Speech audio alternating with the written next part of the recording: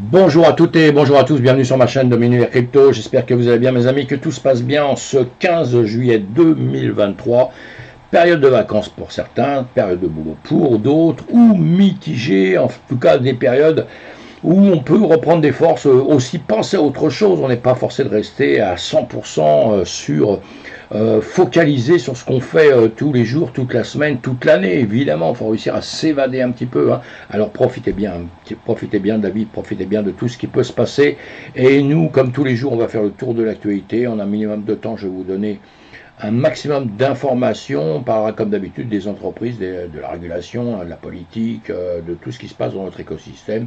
En tout cas, tout ce que je pense qu'il faut retenir de notre monde de la crypto. Pensez à vous abonner à ma chaîne si ce n'est fait. Si c'est fait, mille merci. Pensez à cliquer sur le pouce. Très important pour me dire que vous me soutenez. Ça me fait plaisir. On a un BTC 30 340, un ETH à 1940 qui tout à l'heure était monté petite pointe, il était passé à 2000, mais bon, redescendu un tout petit peu. On a un marché dans l'ensemble, évidemment, qui retrace. Dès que le BTC retrace un peu en arrière, eh bien, il retrace aussi, hein. Le BTC a perdu 2,67%, l'Ethereum 2,79% en une journée donc, et ainsi de suite, ainsi de suite, ainsi de suite.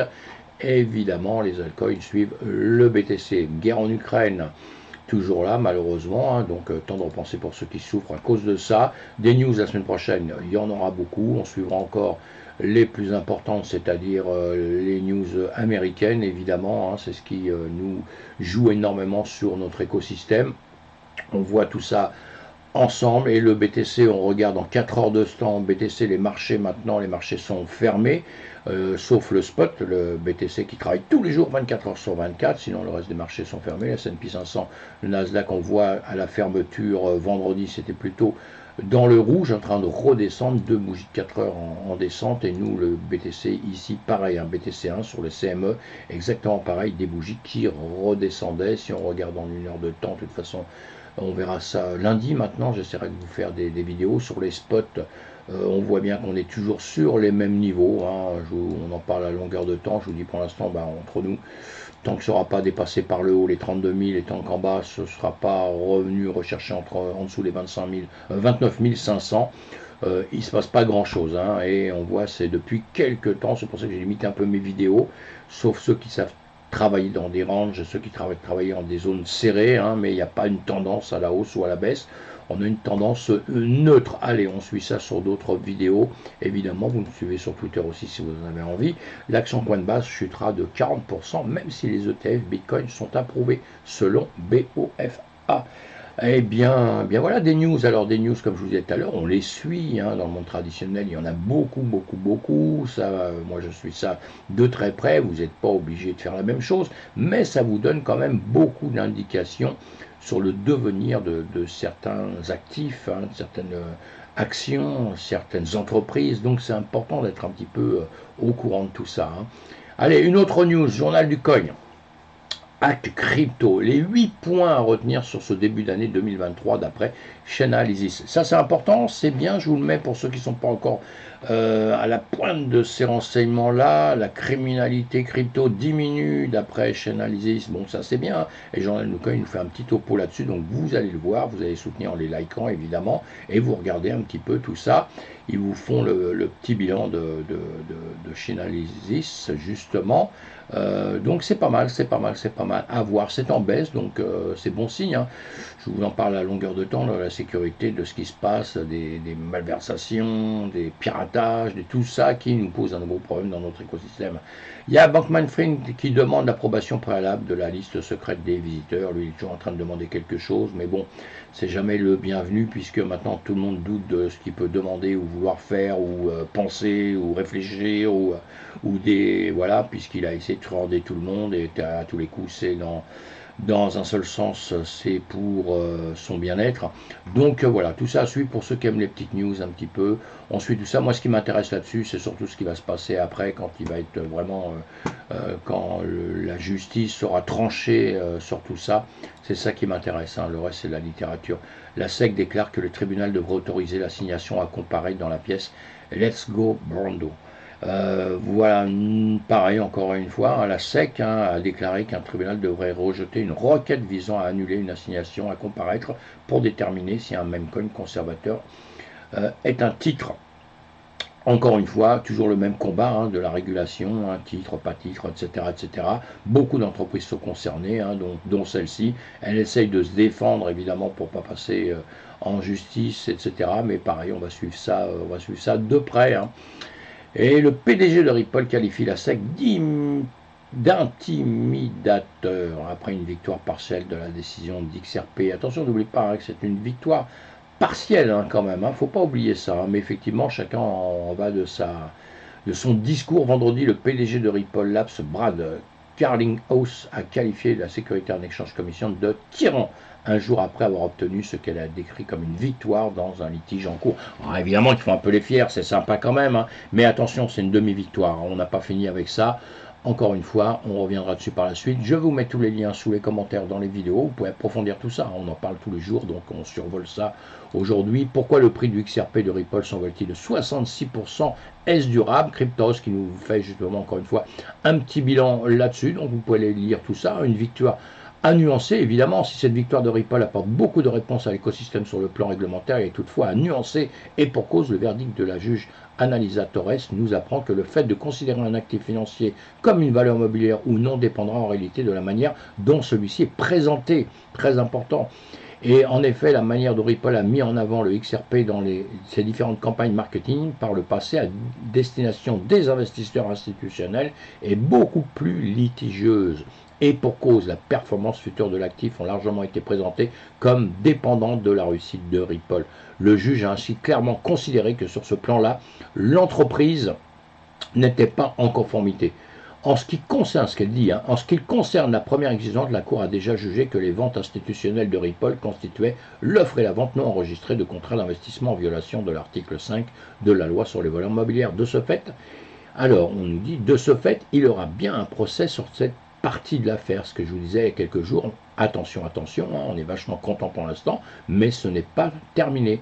Et Ripple pourrait bel et bien être sanctionné pour avoir enfreint la loi sur les valeurs mobilières. Voilà, à suivre tout ça, évidemment, on regarderait évidemment qu'on se voit aussi sur les graphiques, tout ça à longueur de temps, hein, le XRP ici, si on le voit, eh bien effectivement, il a bien progressé, hein, vous voyez, il a bien progressé.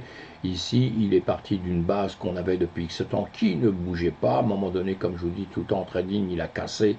Il y avait des trades à prendre, évidemment, à se régaler sur une hausse aussi long que ça pour ceux qui suivent un petit peu les news. Si vous ne suivez pas les news, malheureusement, vous savez tout ça une fois que c'est arrivé en haut. C'est pour ça que les news, c'est très important de suivre un petit peu tout ce qui se passe. Pour moi, c'est essentiel, sinon vous ne profiterez jamais de choses comme ça. Et encore une fois, je continue à répéter que quand on a des hausses assez grandes comme ceci, eh bien on va prendre des profits, hein, vous voyez, puisqu'il y a une hausse fabuleuse et d'un seul coup, boum, ça redescend quand même presque à la moitié. Donc tout ça, il y a des gens qui auront acheté en haut, qui n'auront pas écouté, qui achèteront quand la fusée est en l'air et presque arrivée à destination, et ils achètent à ce moment-là. Et donc d'entrée, il y en a certains là qui auront déjà perdu 20%. Vous voyez, et ça, il y en a, croyez-moi, j'en connais. Donc il y en a, et en leur disant non, non, n'achète plus maintenant, laisse monter, c'est pas grave, attends maintenant qu'on revienne un peu en arrière et après on verra comment ça va réagir. Et voilà, c'est ce qui se passe maintenant. C'est redescendu. On est dans un point où on est en train de réagir, point stratégique actuellement sur les 0,71 ici. Donc maintenant, on voit ce qui va se passer. On va essayer de comprendre ce qui va se passer et de réagir soit à la hausse, soit à la baisse, suivant ce qu'il y aura à faire dessus. Hein, parce que le prix peut très bien redescendre encore, puisque l'histoire n'est pas terminée, mes amis. Hein. Attention, on reste prudent. Allez, j'avance. Larry Fink de BlackRock dit que la crypto transcendra n'importe quelle devise. Oui, alors là, ils sont chauds, évidemment. BlackRock, on a bien compris, hein, les ETF actuellement. Et on a bien compris qu'ils font aussi une pub en disant qu'il faut dire à tout le monde que c'est extraordinaire, que les cryptos vont être extraordinaires, puisqu'on a, quand on est impliqué quelque part, on a intérêt à ce que ça monte. On n'a pas intérêt à dire c'est une cata, je rentre dedans, je suis à fond dedans. On ne peut pas dire aux autres, non, non, c'est complètement naze, il ne faut pas y aller. Hein. Alors attention à tous ces effets-là, attention à ce que vous lisez, interprétez bien les choses. Et en tout cas, BlackRock, bon, est champion du monde pour l'instant, hein, et puis on attend la suite sur les ETF, évidemment, pour voir. Et dans les médias, en tout cas, ça ne peut faire que du bien à notre marché. Et JP Morgan reconnaît la décision XRP de Ripple comme une victoire importante pour le secteur de la cryptographique. Encore une fois, JP Morgan qui soutient aussi tout ça. JP Morgan aussi qui est impliqué, évidemment, hein, des sociétés qui à une époque n'ont pas trop aimé la crypto, mais d'un seul coup, après, elles se rebalancent dedans, et maintenant, ça y est, d'un seul coup, ils aiment tout ça. Hein. Coinbase va suspendre le jalonnement en Californie, au New Jersey, Caroline du Sud et au Wisconsin. Coindesk qui nous disait ça, vous aurez plusieurs news là-dessus, The Block aussi, hein, qui nous indique ça. Voilà, bon, pas gros problème avec Coinbase, hein, c'est pas un gros problème, mais il va falloir encore régler tout ce genre de soucis, hein, toujours les mêmes accusations dans les mêmes sens, hein, les combats qu'ils ont régulièrement justement, qu'ils ont à longueur de temps. Hein. Coinbase a déclaré que les clients de détail dans 4 États ne pourront plus ajouter de nouveaux actifs à son produit de jalonnement pendant que de nombreuses procédures judiciaires se poursuivent. Donc on attend tout ça, on va voir comment tout ça va évoluer mes amis. Hein. Et ils nous l'expliquent bien justement, Coinbase se défend, hein, pourquoi nous tenons à jalonner.